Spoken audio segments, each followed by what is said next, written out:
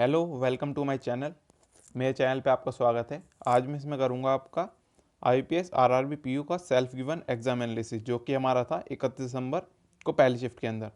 इस वीडियो के अंदर मैं क्या क्या डिस्कस करूँगा, कैसे क्वेश्चन आए थे, गो अटैम्प्ट्स क्या होना चाहिए आपका। मैं अपना गो अटैम्प्ट ही बताऊँगा आपको कि कितने अटैम्प्ट्स हुए थे मेरे, और एग्जामिनेशन का लेवल क्या था, और मैं इसको यही बताऊँगा इंटरफेस कैसा था इसके अंदर। और 12-13 सितंबर को जो हुआ था आरआरबी पीओ का एग्ज़ाम पहले कैंडिडेट्स का, उसके अंदर भी कैसे क्वेश्चन आए थे और इस बार कैसे आए हैं, दोनों को मैं बताऊंगा आपको। तो इसलिए आपको कंपैरिजन मिल जाएगा कि पिछली बार इजी आया था, इस बार इजी आया है, या फिर कितना नॉर्मलाइजेशन का इफेक्ट पड़ेगा ओवरऑल, आप देख सकते हो। इसके अंदर बता दूं मैं इंटरफेस की पहली बात। इंटरफेस के अंदर वही चीज़ थी, पहले तो शुरुआत में आपका पहले एक डिक्लेरेशन भरवाया था, जो आपका पर्टिकुलर दे रखा होता है कॉलम, उसके अंदर डिक्लेरेशन 5 मिनट का था। उसके अंदर फिर क्या था, आपका इंटरफेस ही वैसा ही था, दोनों हिंदी और इंग्लिश दोनों में लिखा आ रहा था। ये खाली बस आरआरबी के अंदर है। आपका आरआरबी क्लर्क जो होगा अभी आने वाले दिनों में, उसमें भी यही होगा। इंटरफेस आपका हिंदी और इंग्लिश दोनों के अंदर दिखाया जाएगा, ऑप्शन भी हिंदी और इंग्लिश दोनों के अंदर दिखाएंगे। टोटल 8 ऑप्शन दिखाए जाएंगे आपको, तो इसलिए उसके अंदर आपको स्क्रॉल करना पड़ रहा था, तो इसलिए वो थोड़ी डिफिकल्टी, टाइम टेकिंग था। मगर अगर बच्चे की स्पीड है तो वो 80 क्वेश्चन देख पाएगा, और इसके अंदर अटैम्प्ट भी ठीक ठाक कर लेगा। पेपर का लेवल ठीक ठाक आया है। मैं आपको सारे क्वेश्चन बता देता हूँ। मेरे को बताना था कि पिछले बार जैसा ही हुआ है कि वही लिखने को आया आपका। पहले तो डिक्लेरेशन, हैंड रिटन डिक्लेरेशन, जिसके लिए 5 मिनट मिलते हैं। उसके बाद फिर आपका इंटरफेस वही सेम रहा है आरआरबी के अंदर जो रहा था, हिंदी और इंग्लिश दोनों में। या फिर मैंने यूपी से भरा था। यूपी के अंदर कहाँ भरा था मैंने, मेरठ में सेंटर था मेरा। आई वो था आपका आईआईएमटी कॉलेज था, उसके अंदर आयन डिटेल जोन था, उसके अंदर पड़ा था मेरा। तो आपका भी वहीं था, तो आप बता दीजिए मेरे को। और बाकी अपने अटैम्प्ट्स ही बताना मेरे को। आप 12 और 13 सितंबर वाले हो तो वो भी अटैम्प्ट लिख सकते हो कमेंट में, और बाकी जो आज दे के आए हो वो भी लिख सकते हो। और मेरे हिसाब से शायद फर्स्ट शिफ्ट लिखा है मैंने यहाँ पे, एक ही शिफ्ट थी। जितना मैंने बच्चों से पूछा एक ही शिफ्ट थी, कोई और शिफ्ट है ही नहीं। एक ही शिफ्ट में एग्जाम था सबका, तो इसलिए इसमें एक ही शिफ्ट थी, और आगे शिफ्ट बनेंगी नहीं शायद। अगर है शिफ्ट तो कमेंट सेक्शन में लिख देना मुझे कि और शिफ्ट भी हैं। बाकी मेरे हिसाब से एक दिन में ही था और ये एक ही शिफ्ट थी। तो चलिए हम एनालिसिस को शुरू करते हैं। इंटरफेस के बारे में पता है तो स्किप कर सकते हो वीडियो, आप आगे देख सकते हो और जो भी इंपॉर्टेंट चीज़ें। चलो इंटरफेस के बारे में बताया तो आपको मैं। इंटरफेस के अंदर पहले जो आप क्या है, आप स्क्रीन होती है आपकी लॉगिन स्क्रीन, उसके अंदर आप लॉगिन करते हो। उसके बाद क्या आता है, नीचे लिखा आता है, टिक करना होता है declaration, all the device which are given to me is in working condition, ऐसा कुछ लिखा होता है उसके अंदर कि मतलब जो भी डिवाइस दे रखा है हमें, कंप्यूटर, मॉनिटर, कीबोर्ड, उसके अंदर हमारा सारे डिवाइस सही से काम कर रहे हो। डिक्लेरेशन के साथ में आपने देखा होगा वो जो लैंग्वेज चूज़ करने के भी आता है, इंग्लिश और हिंदी। मगर इसके अंदर क्या था, रीजनल लैंग्वेज चूज़ करनी थी आपको। जैसे यूपी से भरा था मैंने, तो यूपी के अंदर क्या था, हिंदी और उर्दू। तो मैंने वहाँ पैनिक करा था कि इंग्लिश में करना है मेरे को तो पेपर, और यहाँ हिंदी और उर्दू आ रहा है।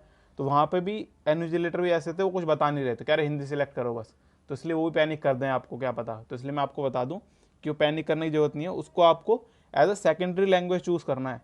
आपकी इंग्लिश तो हमेशा आएगी, आंसर्स जो होंगे, सारे क्वेश्चन होंगे सब इंग्लिश में होंगे, मगर जो आप सेकंड लैंग्वेज सिलेक्ट करोगे वो आपके साथ में आएगी, बाई लैंग्वेज में देखेंगे आपको क्वेश्चन। तो वही सारे गड़बड़ कर रहे थे।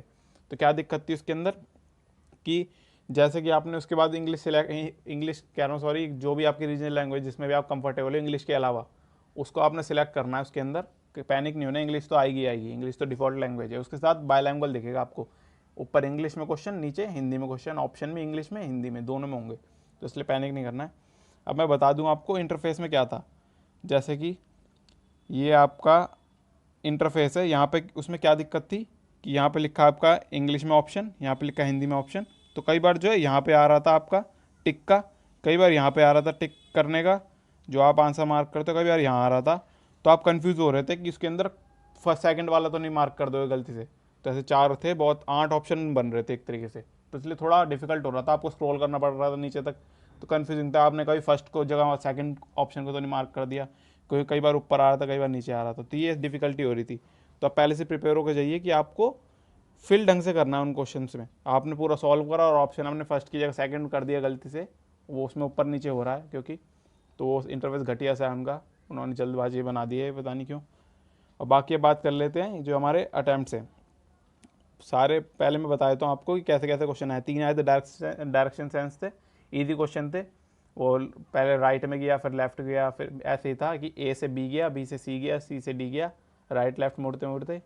31 मीटर, फिर 12 मीटर, 13 मीटर, ऐसे कर करके ईजी से थे कि एक बारी में पूरा वो स्ट्रेट के अंदर आ गया था हमारा नॉर्थ साउथ पूरे फाइनल, और उसकी जो एंडिंग और इनिशियल फाइनल पोजीशन थी वो स्ट्रेट लाइन के अंदर आ रही थी एंड में। तो ईजी था वो क्वेश्चन। और न्यूक्लियरिटी के 5 क्वेश्चन थे, 3 क्वेश्चन थे डायरेक्ट जिनके अंदर आपको एक लाइन में दिख रहे थे, और 2 क्वेश्चन ऐसे जिनके अंदर कॉमा वाले थे, मतलब डिफिकल्टी किसी में भी नहीं हुई।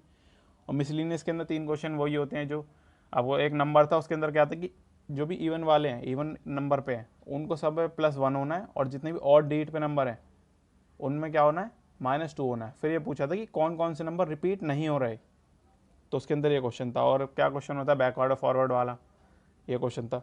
कोडिंग कोडिंग ईजी थी, उसके अंदर क्या था आपका 4 आपको सेंटेंस दे रखे थे, 4 ही उसके अंदर आपके वो होते कोड थे, तो उनको आपको डिकोड करके करना था। क्वेश्चन 5 थे उसके ओवरऑल, और सिलॉग्स थे आपके 5, ओनली अ फ्यू वाले थे और सम वाले भी थे, तो दोनों मिक्स हैं इसके अंदर, ओनली अ फ्यू वाले भी थे और कुछ सम वाले भी थे, ईजी थे भी ओवरऑल।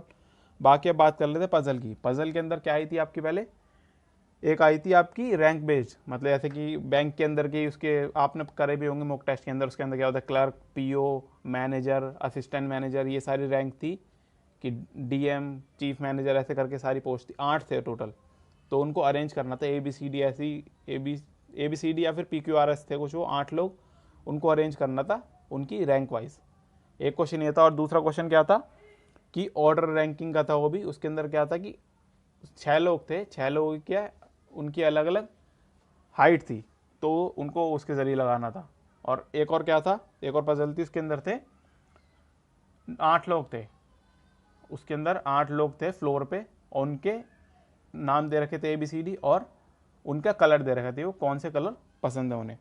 3 ही हो गई, और एक थी वो आपको मेरे को याद नहीं आ रही है, क्योंकि मेरे को हर चीज़ तो याद रहेगी नहीं, अभी याद आ जाएगी अगर एनालिसिस के टाइम पे तो बता दूंगा, नहीं तो मैं आपको कमेंट सेक्शन में बता दूंगा याद आते ही। तो चलिए बात कर लेते हैं मैथ्स की। मैथ्स के अंदर 5 से 4 क्वेश्चन है क्वाड्रेटिक इक्वेशन के, जो कि ईजी थी, उसके अंदर कुछ भी ऐसा नहीं था खास। अगर आपको आती है तो आप बहुत जल्दी सॉल्व कर लोगे। और सॉरी, डाटा सफिशिएंसी नहीं था ये, तो इसको आप काट सकते हो, डाटा सफिशिएंसी के क्वेश्चन दिखे नहीं मुझे। और 5 से आपके रॉन्ग नंबर सीरीज़ के क्वेश्चन, जिसके अंदर आपके मैं बता दूं, एक में ऐसे था कि 7 + 11, 7 11 7 11 चल रहा था, शुरुआत में ही 8 और 10 हो गया था यहाँ पे, तो उसके अंदर रॉन्ग नंबर सीरीज थी, और बहुत ईजी थी रॉन्ग नंबर सीरीज भी, आप इजीली सॉल्व कर सकते थे उसको।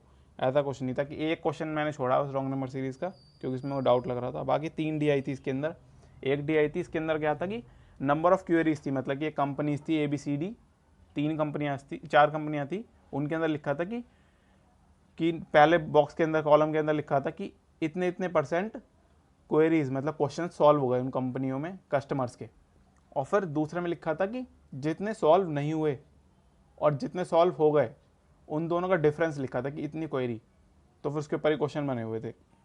और दूसरी क्या थी, दूसरी के अंदर थी कैसलेट DI, कैसलेट DI थी वेन डायग्राम के ऊपर, तो वो थोड़ी मेरे को पढ़ने में टाइम नहीं मिला उसका, क्योंकि मैंने यहीं पर पहले टाइम वेस्ट कर दिया था, तो वही ऐसी है जो मैंने छोड़ी है, बाकी तो करा है सब मैंने। और एक DI थी इसके अंदर था हमारा, वो नॉर्मल वो थी हमारी, उसे कुछ सामान बेचने की थी, उसके अंदर थे 2001 और 2002 के अंदर कुछ सामान, बैग्स थे, बैग्स शायद बैग्स बेचने थे 2001 2002 के अंदर। अलग अलग ABCD 4 कंपनियाँ थी, 5 कंपनियाँ थी सॉरी उसके अंदर, और 2001 और 2002 के ऐसे बार ग्राफ बने हुए थे, तो उनके अंदर आपको इजी इजी क्वेश्चन पूछे हुए थे, तो वो आपके हो जाने थे इजीली, कुछ इसमें टाइम नहीं लग रहा था। और बाकी हम बात कर लेते हैं आगे अर्थमेटिक की। अर्थमेटिक के अंदर भी आपके ठीक ठाक लेवल के क्वेश्चन पूछे हुए थे। एज का क्वेश्चन था आपका, बोट एंड स्ट्रीम का क्वेश्चन था आपके, प्रॉफिट एंड लॉस का क्वेश्चन था आपका, टाइम स्पीड डिस्टेंस का मेरे को दिखा नहीं, वही बोट एंड स्ट्रीम आ गया उसके अंदर। बाकी आपका SICA का क्वेश्चन था, उसके अंदर आर की वैल्यू पूछी हुई थी इसके अंदर आपकी, कि कितनी आर की वैल्यू, उसके अंदर दे रखा था। SI कितना था आपका, 5 साल के अंदर 3000 SI था, और 2 साल के अंदर 2200 कंपाउंड इंटरेस्ट था, तो आपको उससे प्रिंसिपल निकल जाना था आपका 2200 जो दे रखा था 2 साल का आपका CI, और सेम इंटरेस्ट रेट था दोनों का R, तो कंपेयर करके निकाल सकते थे आप उसको रेट भी। और बाकी ये सारे क्वेश्चन थे इसके अंदर, और कुछ क्वेश्चन मिस होंगे वो मेरे को याद नहीं है, बस ये बता दूँ 3 DI थी इसके अंदर, इस बार 3 DI आई थी, और इसका लेवल था ईजी टू मॉडरेट, और उसका लेवल था आपका ईजी। अब बाकी बात कर लेते हैं गुड अटैम्प्ट की। पहले मैं अपने अटैम्प्ट बता देता हूँ आपको। मेरे अटैम्प्ट है 70 पूरे एग्जैक्ट। अब रीजनिंग में मेरे अटैम्प्ट है 38 और मैथ्स में मेरे 32, तो ओवरऑल 70 अटैम्प्ट है।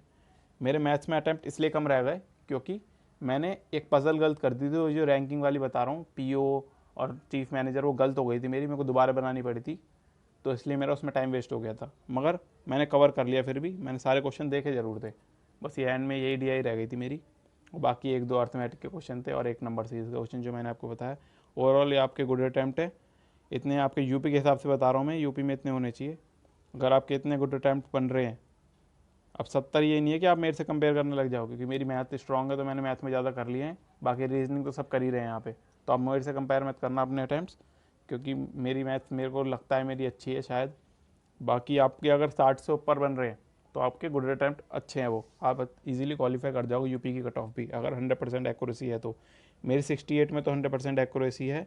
बाकी दो क्वेश्चन मेरे को डाउट थे, एक मिसिंग सीरीज वही था आपका रॉन्ग नंबर सीरीज, और एक क्वेश्चन और था। तो बाकी मेरे को तो लग रहा है मेरे को 100% एक्यूरेसी है। बाकी देखते हैं। ओवरऑल लेवल था ईजी टू मॉडरेट। तो अगर आपको ये वीडियो पसंद आई तो वीडियो को लाइक कीजिए, शेयर कीजिए और चैनल को सब्सक्राइब कीजिए। थैंक यू आपका वीडियो देखने का।